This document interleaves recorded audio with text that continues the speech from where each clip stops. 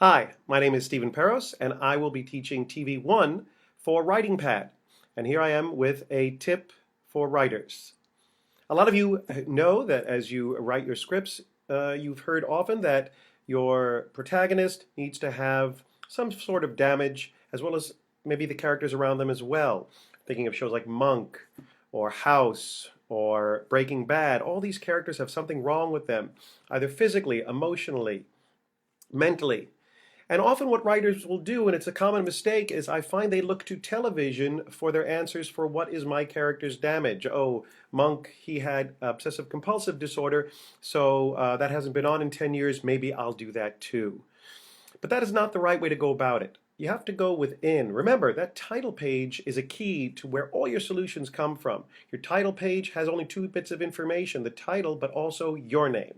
And that is where your solutions should come, because that is what's going to engage the agents and the managers that you need to know that your script could only have been written by you, meaning that your solutions could only have come from you. So if you're trying to figure out what's wrong with my character, what is their mental, emotional damage, what is their baggage from the past, fears that they have inside, what are your fears? What are the mental, emotional damage that you have seen others have, or you had, that you witnessed and were a part of? I'll give you an example.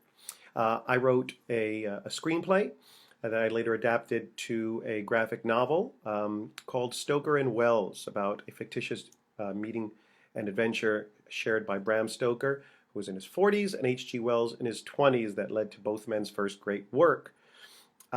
So in figuring out how I was going to connect to them, I realized that in H.G. Wells, part of what he was going through that I wanted to push because I could identify with it, and it was a part of my life and my growth as a writer, was this sense of procrastination, avoidance, doing any other kind of adventure besides settling down and doing the work.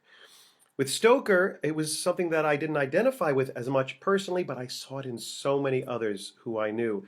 This idea of, I can't be an artist, I can't be a writer. That's for other people. I have to follow a tradition set down from my family and generations before. I've seen that in friends and people I've known over the years. So I robbed both myself and my experience, and also the experience of others who I observed. So that's my writer's tip for today, which is always go inside to find your solutions.